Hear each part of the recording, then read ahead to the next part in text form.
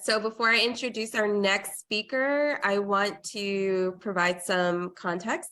At this time, we would like to share that the next piece that you're going to hear discusses suicide and suicidal ideation, which some might find difficult to hear. So I encourage everyone to prepare themselves emotionally for this piece and feel free to rejoin us once it concludes.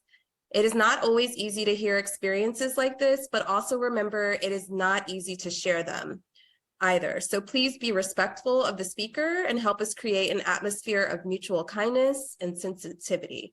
Mental health resources will be provided at the conclusion of this story. And now you will hear from Vicky Ayala. Hello.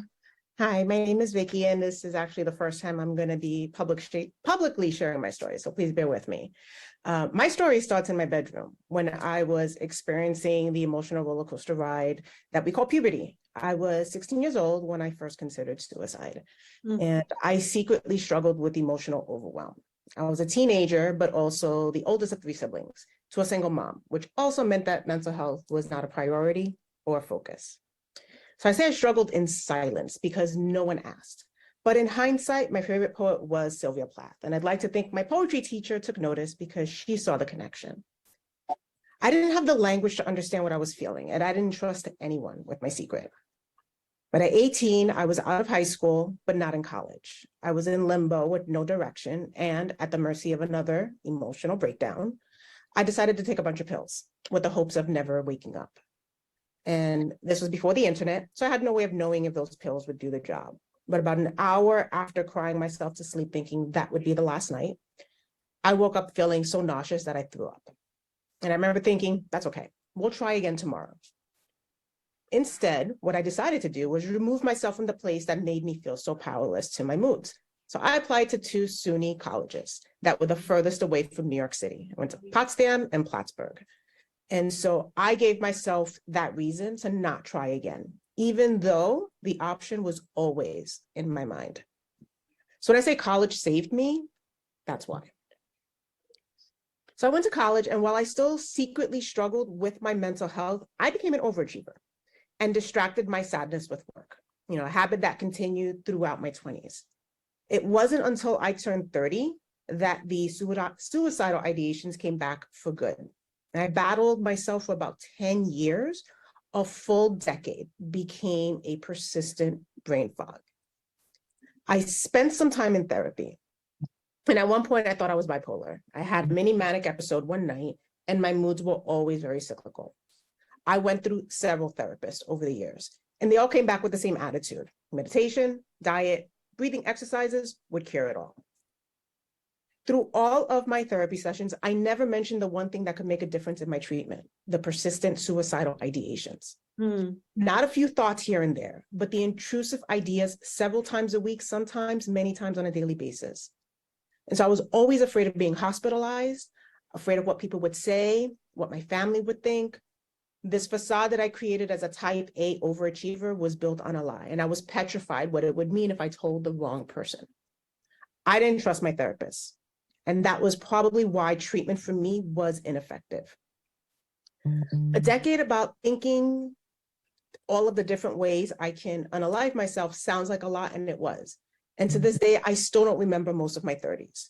But I don't regret not telling anyone, because suicide is a topic most people are not equipped to be nuanced about. Yeah. And so I figured it out on my own. And I'm grateful to still stand here telling the story, because so much of my life was hiding a secret that I felt no healthcare provider would be able to offer the support I needed. And then I turned 40, and it was like a light switch. Suicidal ideation thoughts stopped. For a good 6 years, I was able to see what it was like to live without thinking about all the different ways I can unalive myself. But then in September of 2022, I had a hysterectomy. I spoke with my doctors in July, made a decision to have the surgery, and it was scheduled for early September, leaving no time to process the decision. And right before my hysterectomy, I ended up in the ER for an anxiety attack, where the doctor told me I needed to prioritize my mental health. So I did. A few months after my hysterectomy, I got into therapy, began the process of unraveling my emotions. When that therapist didn't work out, So no one's fault. I was on a mission to keep pursuing treatment. I knew I had to approach my wellness journey differently, which was a great perspective to have because in May of 2023, which is not that many months ago, the suicidal ideations came back and they were more persistent than they ever were before. And I realized I was going to have to do something that I'd been so afraid to do before, which was trust my healthcare team.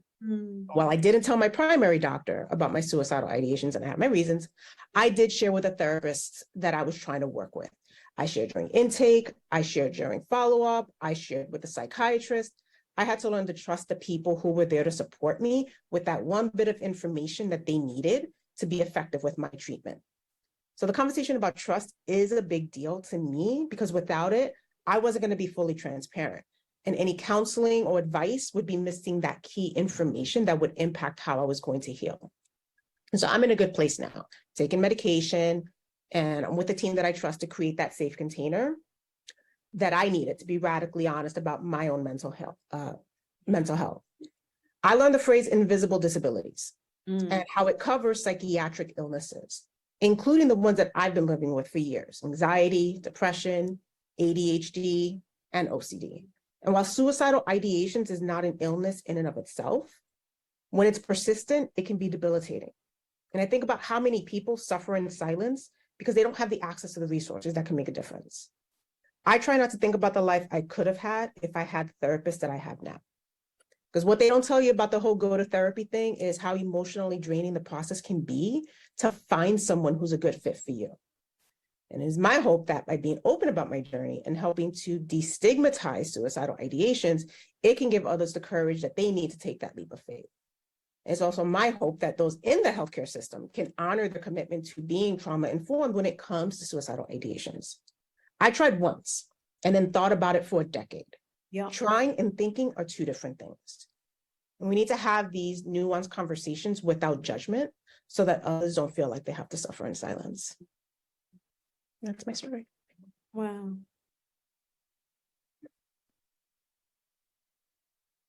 Thank you so much, Vicky. Thank you. I am blown away by your story and really appreciate you being brave enough to share. And I'm so happy that you're here.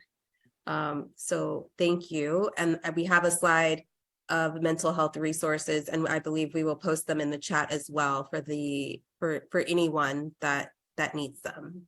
Thank you.